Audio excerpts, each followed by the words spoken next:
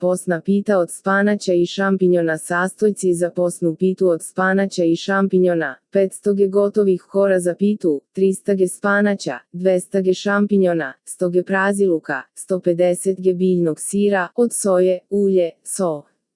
Posna pita od spanaća i šampinjona se priprema na sledeći način: na malo ulje izdinstajte praziluk, dodajte na listiće iseckane šampinjone i naseckani spanać i posolite. Neka sastojci samo malo omekšaju. Stavite na dno pleha 2 kore, malo ih nagužvajte, poprskajte se malo ulja i stavite malo fila.